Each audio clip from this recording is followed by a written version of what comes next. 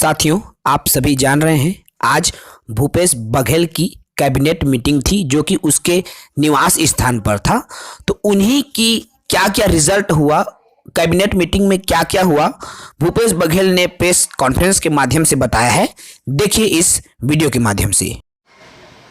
Cabinet में जो 1 और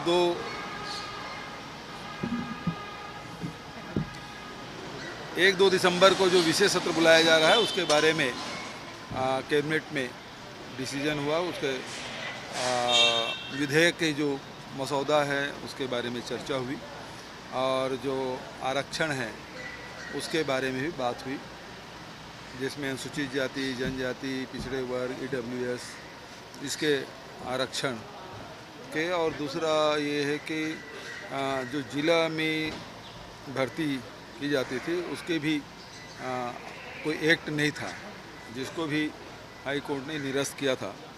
एक आदेश के माध्यम से उसको जारी कर दिया गया था, तो उसे भी निरस्त किया गया। तो जिलों के भी वो भी उतना ही महत्वपूर्ण है जितना कि प्रदेश के आरक्षण है, उतना ही महत्वपूर्ण जिले के जो जिलों में जो पद होते हैं तृतीय चतुर्थ श्रेणी के, वो भी उतना ही महत्वपूर्ण है, तो उसको भी एक्ट में लाया जाएगा।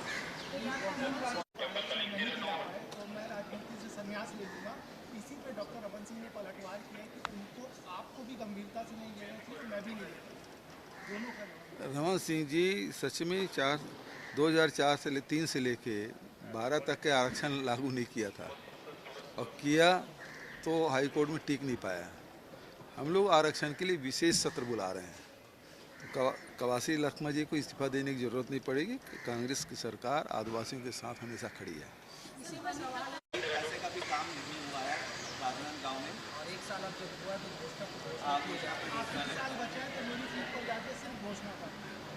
रमन सिंह जी राजनांदगांव में काम किए होते तो वहाँ लोग सड़क की मांग नहीं करते।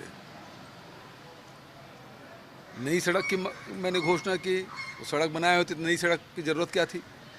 दूसरी बात, एक सड़कें ख़राब हो गई तो मतलब 4 साल में सारी सड़कें ख़राब हो गई। ग्रामीण क्षेत्र में पूरी सड़कें ख़राब है, और रमन सिंह यदि काम किए होते तो सड़कें इतनी ख़राब नहीं होती। एजुकेशन की बात है, हेल्थ की बात है, वो सब हम कर रहे हैं।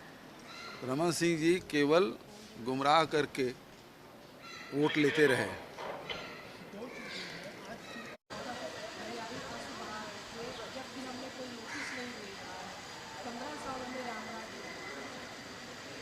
पंद्रह साल में राम राज्य रहा है, इसका हम लोग कितना खामियाजा भोगे हैं, आम जनता कितना खामियाजा भोगा वो जानते हैं।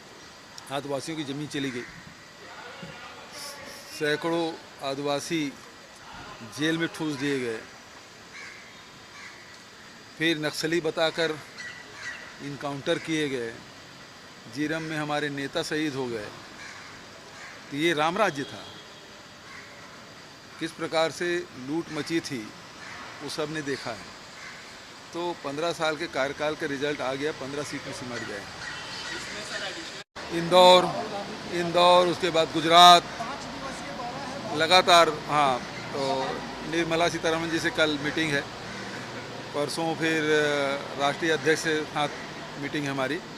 उसके बाद मऊ में संविधान दिवस भी है, और अंबेडकर जी की जन्मस्थली मऊ, वहाँ पद यात्रा में शामिल होऊंगा, और उसके बाद गुजरात का दौरा फिर आऊँगा।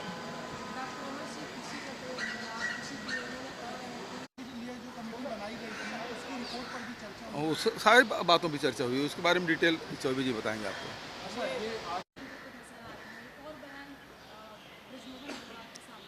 क्या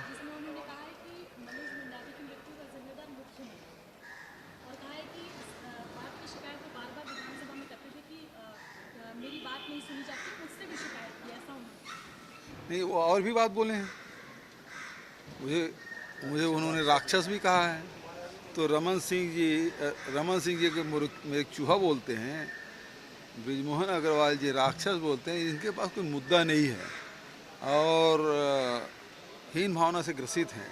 सत्ता जाने से जो फड़फड़ाहट दिखाई देती है वो इनके बयानों, इतने सीनियर और सीजन्ड नेता माने जाते थे, जो इस प्रकार की भाषा विपक्ष के लोगों को या सत्ता में जो बैठे उनके खिलाफ जो बोल रहे हैं, तो समझ लीजिए कि उनकी पीड़ा कितनी है।